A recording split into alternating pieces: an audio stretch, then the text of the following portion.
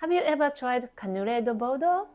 It's a big hit in Japan and you can easily find it at anywhere, even at the convenience store. Usually it is made out of the wheat flour so that you have to let the gluten rest overnight in the fridge, but I used the rice flour instead so you can bake it up quickly.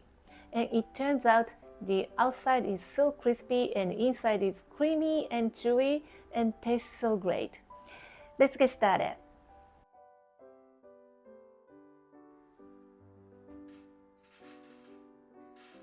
First, put your sugar and whole milk in a pot.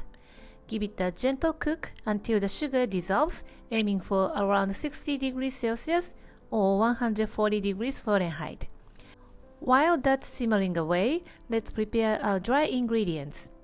Sift your cocoa powder into a bowl and whisk it up with the rice flour. No need to sift the rice flour, it's already lump-free. Once your milk and sugar are warm enough, toss in the unsalted butter and semi-sweet chocolate and give it a good whisk until everything is combined. Now gently pour the warm milk mixture into your dry ingredients, stirring slowly to avoid any foam.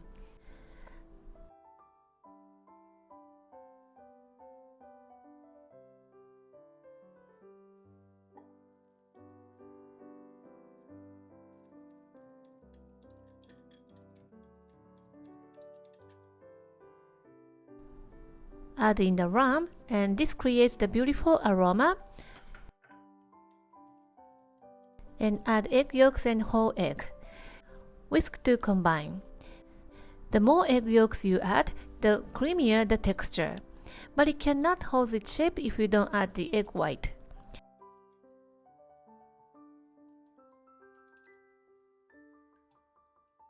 And let it sit while preparing the mold. Before that, preheat your oven to 200 degrees Celsius or 392 degrees Fahrenheit. Now, let's prepare those mold. The shape of the cannelé is a signature wave shape. Grab some softened unsalted butter and generously coat the inside. The step is crucial for easy release and maintaining those perfect shapes. If you have an oil spray in hand, go ahead and use it for the even easier release.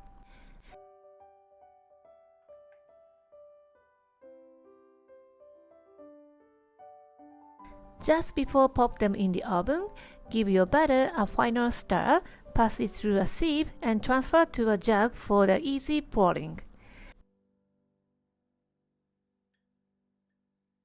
Fill those molds up, but be careful not to overfill, unless your batter will overflow while baking.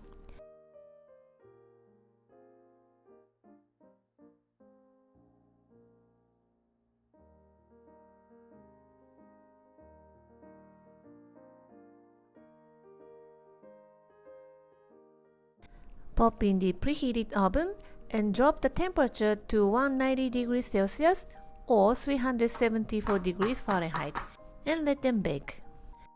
If your cakes start popping out from the mold during the baking, just give them a gentle tap on the counter to put them back in the place.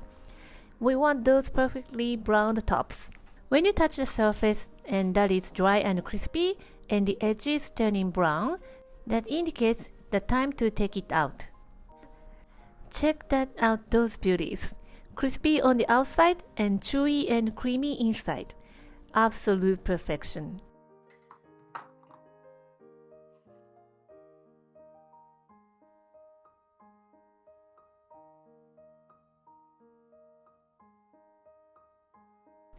For an extra touch of the deliciousness, why not dip them in the melted chocolate to coat the tops?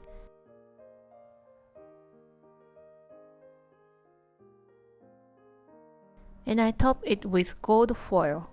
How gorgeous it is! They will make the perfect Valentine's Day gift. And trust me, they are irresistible.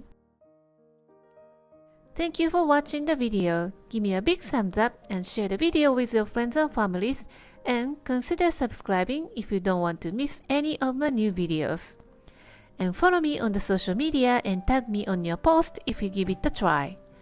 and join my happy eating group to share your food with me. And my store on Amazon has pretty much everything that I'm using in my video. And for more information, visit my website, princessbamboo.com. Thanks again, and I will see you soon. Bye!